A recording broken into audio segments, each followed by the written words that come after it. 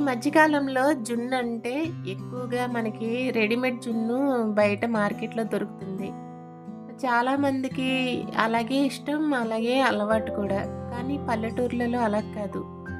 ఎక్కడైనా సరే ఆవులు కానీ, అలా గేదెలు కానీ ఈనేటప్పుడు అలాగా మనకి జున్ను పాలిస్తారు. ఆ జున్ను పాలతోటే జున్ను తయారు చేసుకుంటారు. ఇలాగా ఈ జున్ను తయారు చేసుకున్నప్పుడు నాకు ఒక అంటే నా చిన్నప్పుడు జ్ఞాపకాలు గుర్తుకొస్తాయి. ఈ జున్ను ఎప్పుడు చేసినా సరే నాకు ఏంటో ఆ చిన్నప్పుడు జ్ఞాపకాలు బాగా గుర్తొస్తాయి. ఆ జ్ఞాపకాలొచ్చేసరికి ఏంటంటే, చిన్నప్పుడు చాలా ఆవులుండేవండి మాకు. ఆవులు ఈనేటప్పుడు ఈ మురుగు పాలొస్తాయి కదా! ఈ మురుగు పాలొచ్చేటప్పుడు మా అమ్మ జున్ను ప్రిపేర్ చేసేది. ఎలా అంటే జున్ను ప్రిపేర్ చేసింది అలాగే మొత్తం చుట్టుపక్కల వాళ్ళందరికీ కూడా పంచేవాళ్ళము.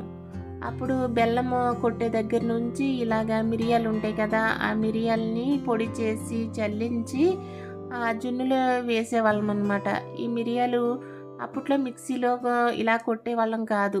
రోట్లో వేసి దంచి వాటిని పొడి చేసేవాళ్ళమనమాట. అలాగా ఆవి ఈనిందంటే చాలా పని ఇంట్లో. అంటే చుట్టుపక్కల వాళ్ళకి పంచాలి, బంధువులకి పంచాలి. అలాంటప్పుడు ఎంత పనుంటదండి. అంటే ఆవు ఈనిందంటే ఒక పండగ లెక్కనమాట.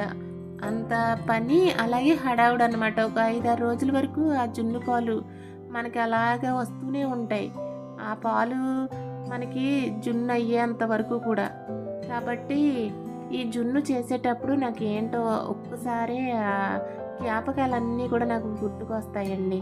మా అమ్మ చిన్న చిన్న గిన్నెల్లో జున్ను వండి చుట్టుపక్కల వాళ్ళందరికీ కూడా పంచేదనమాట. వెళ్ళి ఇచ్చిరమ్మనేది. ఆ విధంగా నాకు చాలా జ్ఞాపకాలున్నాయి ఈ జున్నుతోనండి.